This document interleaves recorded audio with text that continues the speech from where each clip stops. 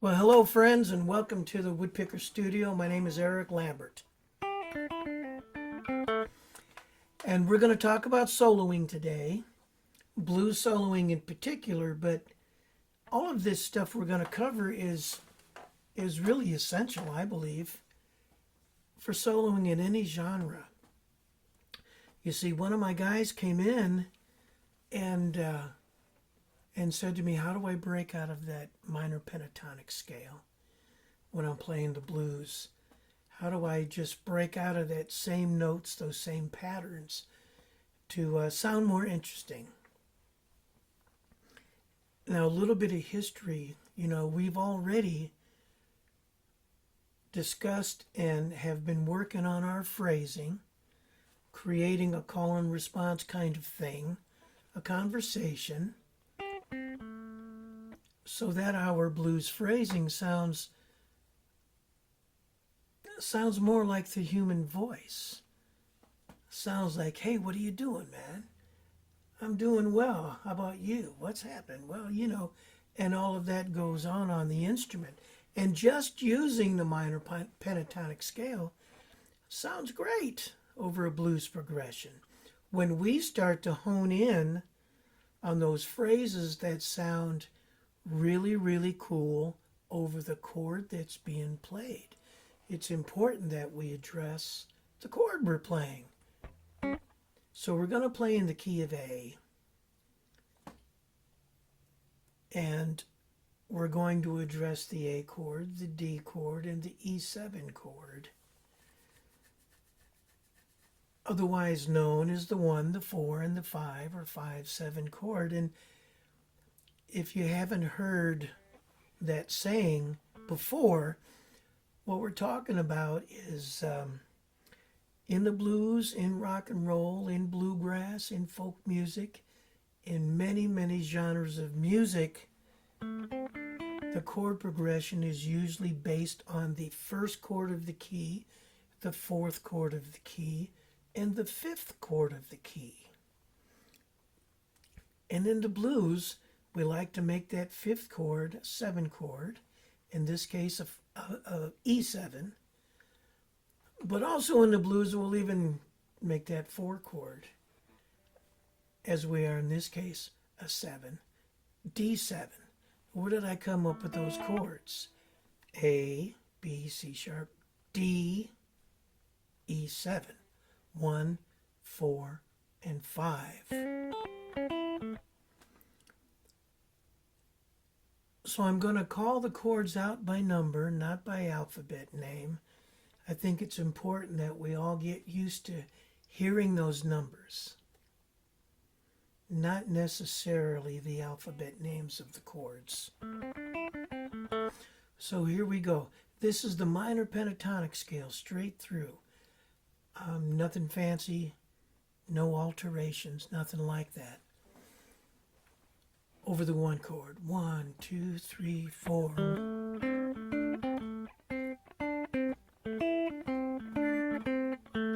Over the 4 chord. 1 chord. 5 chord. And the 1 chord. 5, 1.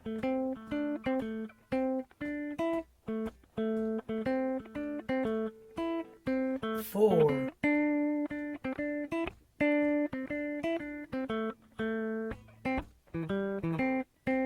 5 chord, and the 1. So you heard the call and the response. Without a backing track, you may or may not have heard how the notes I played over each chord actually sang over that chord. But I think you probably heard the chord progression with the notes I was soloing with, even though you didn't hear the chords themselves. And I missed a 1 chord in there. I missed calling it out. I'm sorry about that.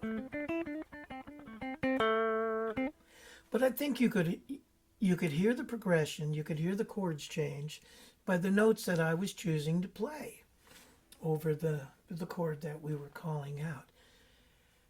So now we want to expand a little bit and get out of that minor pentatonic form.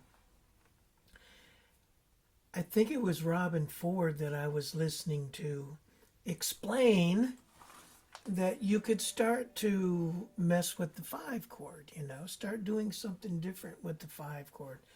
Well, right off the bat, we want to play E7 and not E. But if the other guys in the band aren't playing E7, perhaps a keyboard player or a second guitar player, we're still going to think E7 when we solo. We still want to hear that 7 sound when we solo. So the first thing I want to do is I want to find an E7 chord, and I'm going to use this one. Why is that an E7 chord? Well, if you take your C shape, feeling all right. Thank you, Dave. Mr. Mason. And we move that C7 shape 2 frets, which equal a whole step. Or as Steve Cropper might say, move to the next dot. That becomes a D chord. And move it 2 frets again, or a whole step, or to the next dot, and it becomes an E7. What we want to do with that shape is play the notes that make up that chord. More accurately, we can choose from those notes that arpeggio. You may have heard that phrase, you may not have heard that phrase.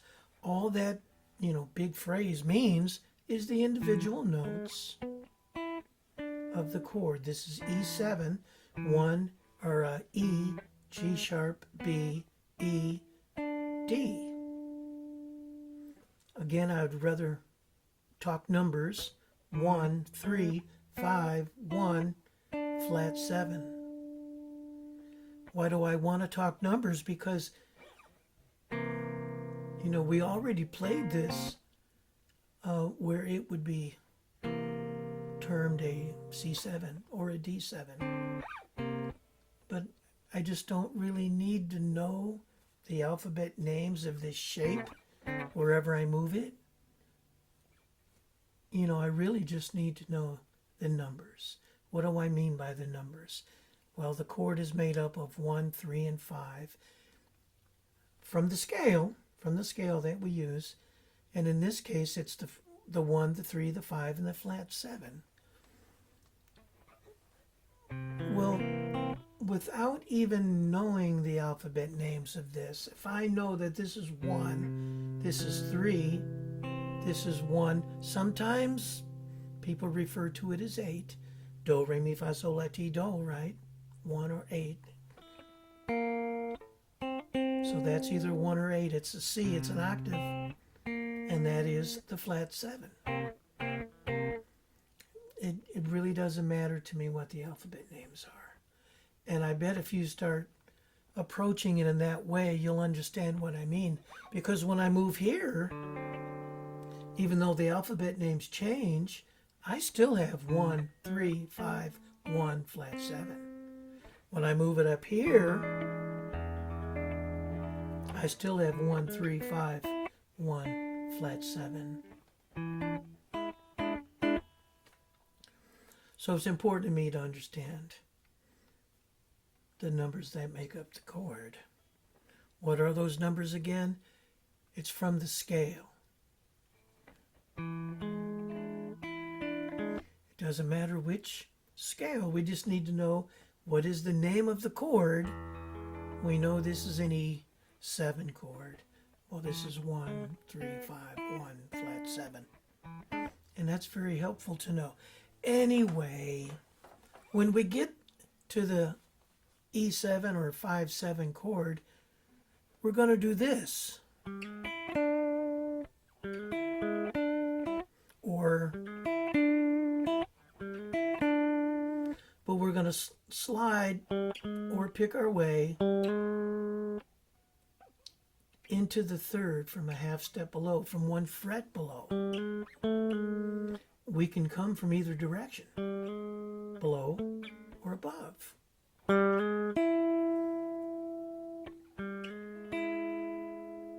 And I resolve on that 1 or 8, and then flat 7. I think that's the phrase that's probably going to show up. So, let's play our progression once again. Start with our 1, 1, 2, 3, 4.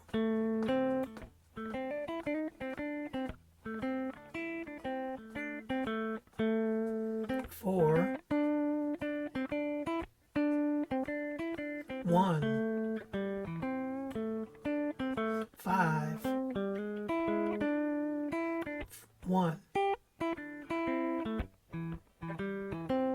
5, 1.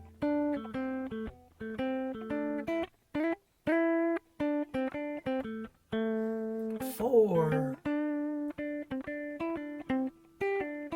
1, 5, 1.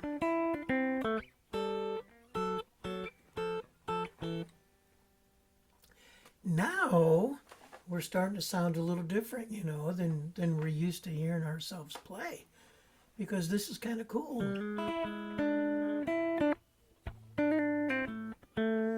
Then of course we leave that arpeggio, that 5/7 arpeggio, and we get right back into our minor pentatonic scale.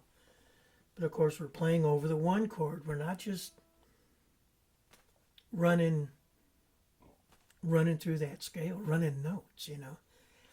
That's what phrasing teaches us. It's the step we take to get away from just running the notes. Just playing the notes as fast and as many as we can while the chords change, and we're really not aware of what chord we're playing over anymore, you know. We're just blazing. So the first step away from that is creating phrasing. Now we've taken another step and we've begun to address the 5 chord on its own without the minor pentatonic scale in mind. And we've come up with something cool.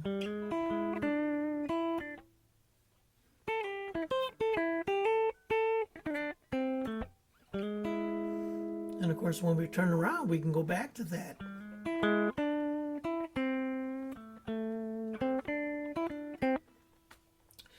So that's kind of cool.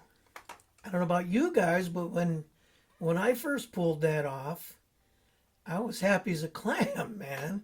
I was happy as a clam. I was doing something new and something different, and it sounded cool to my ears, you know. Now we can take that very same E7, this part of it, specifically the 3rd and the 1 or 8, and you probably have all heard this, right? Right? Well, what I want to do with that is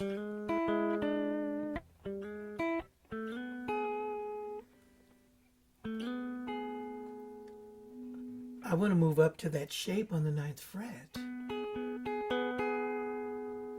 which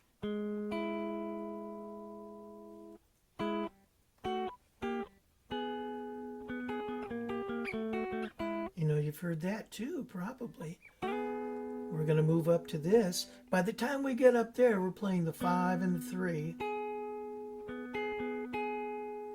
But our flat 7 is still in the same place.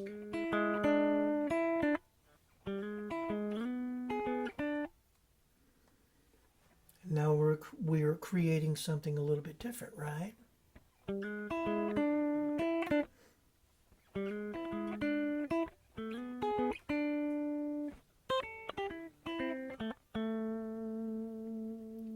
So now we're altering that 5 chord, or how we solo over it,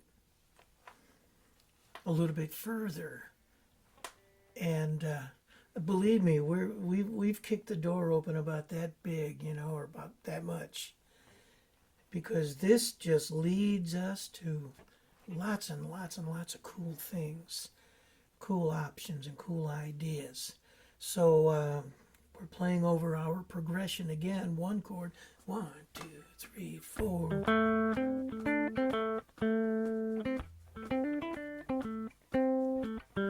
4 chord, 1 chord, 5 chord, 1, 5, 1,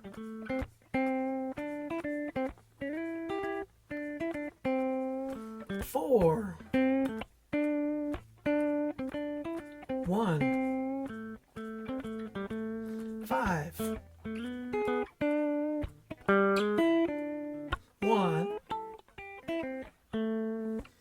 So now we have more options over that 5 chord than we did before. And we sound different, and we've learned something new, and our playing is changing, and it's a happy day, man. Happy, happy day. If you have any questions about any of this stuff, please reach out to me and ask.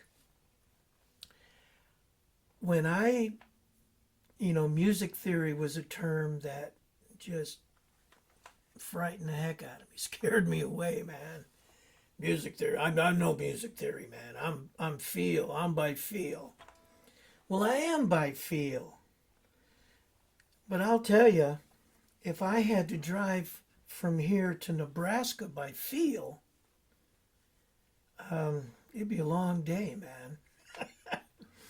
Without some instructions, right? Without a map. So as I learned to embrace some instructions, a map, well, it became a lot easier to play music, and to play music with other people, and to play songs, and to solo over chord progressions. A lot of times on stage, a band leader, I'm playing with a great band leader, his name's Randy, and he'll just look at you. That's your solo, man. So the arrangement isn't rehearsed, and you've got to be ready to go. And knowing the chord progression, understanding the song is extremely important to be able to do that.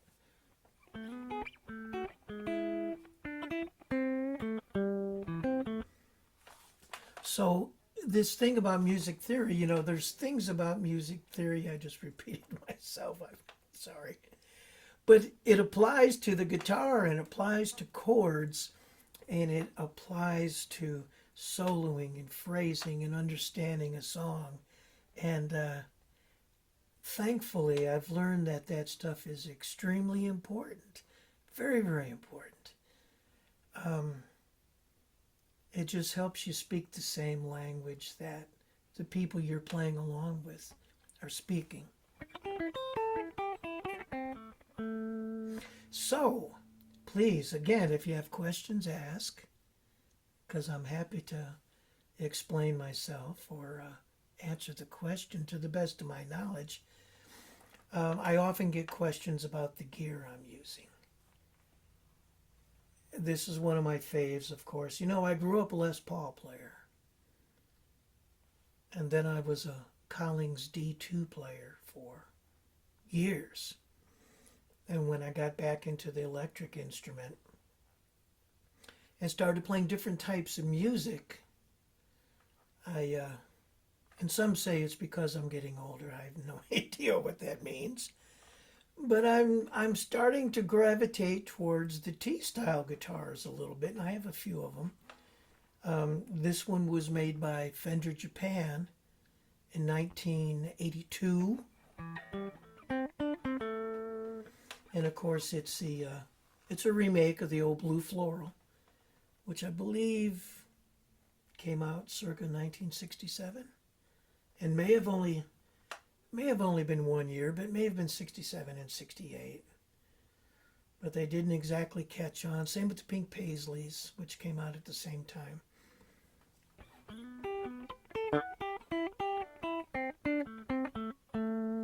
But of course, the first thing I did was get those pickups and electronics out of there. Fender Japan made a great guitar, but it was always my belief that the electronics and the pickups may have been where it was a little light. So anyway, got the electronics out of there and the pickups out of there, and I'm a big fan of Lindy Fralin, and these are his Telecaster Blues, or Telly Blues, or T-Style Blues, or Blue Telly, whatever he may have called them in his catalog, but that's what these are. And they just they beef up the tone a little bit, give you some mid-range. You know, we're not in P90 land just yet, but we're not in Blackguard Telly land anymore either.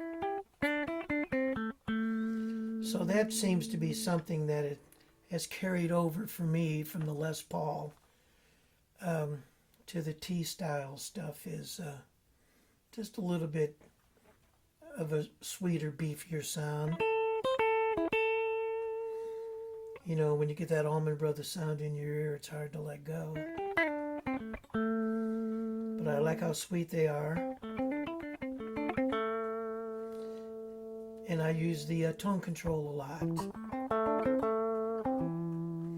Notice I didn't change my pickup position,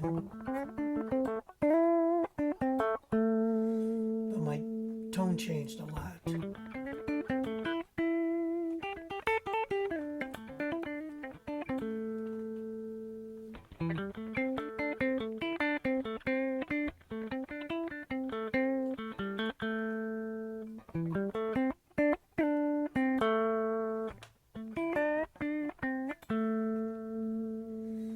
So, great pickups. Oh, I think we got the pots and the switch and everything from RS Guitar Works, probably. That's where I do a lot of ordering, that sort of thing. But anyway, the 82 Fender Japan Telly, mid-60s Princeton Reverb. I think it's a 65. It's one of those amps that has some 66 things about it and some 65 things about it, you know. Of course, I replaced the speaker, and that's a Weber Jensen replacement is what it is. And I use the Ep5 wireless guitar system. Never thought I'd play wireless guitar, but not only is it very convenient, but it's very simple and it's very dependable. I've never had an issue with it. You notice that I've got my Rivera Mini Rock Wreck, the purple box, on top of the Princeton. I'm not using the speaker from the Princeton for this video.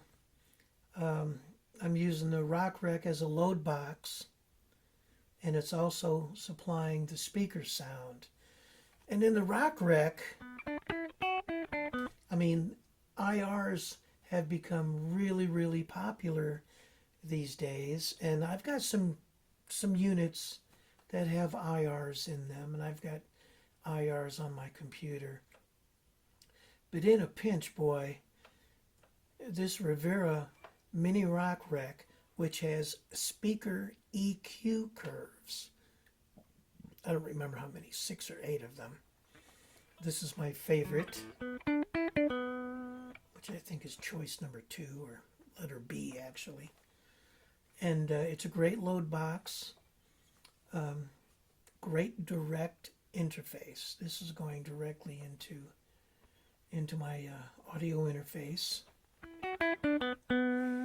When I play live with it, I set it up differently so that the speaker is live and it remains a direct interface out to the house. Just a great unit. It's all analog and it doesn't need power. You know, I don't need to plug it in anywhere.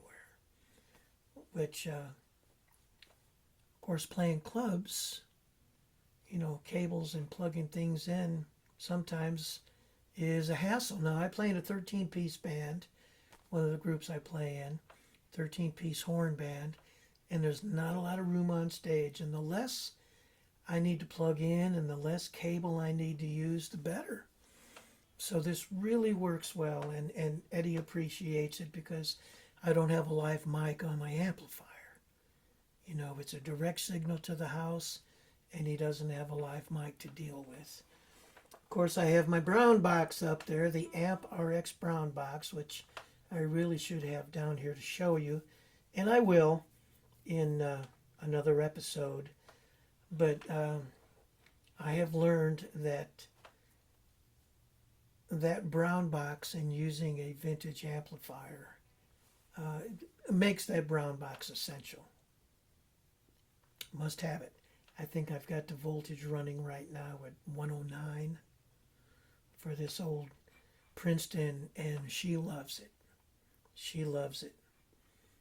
I used to do it at 220 and 2 whatever came out of the wall, and it didn't always sound good, and it didn't always sound the same. Didn't always feel the same. Now with the brown box, I can put 109 volts into this Princeton every time, all the time. If I can't get 109, I can get 110 or 111, and she really likes that. Sounds good, feels good. Eric Lambert is my name, friends. This is the Woodpicker Studio. We talk about guitars. We teach here. We're gearheads, guitar heads. If you have questions, please let me know, because I love to chat, love to meet you, love to answer your questions. We'll be back with more, so have fun. Oh, like and subscribe, please. Please do. We love you for that. Take care.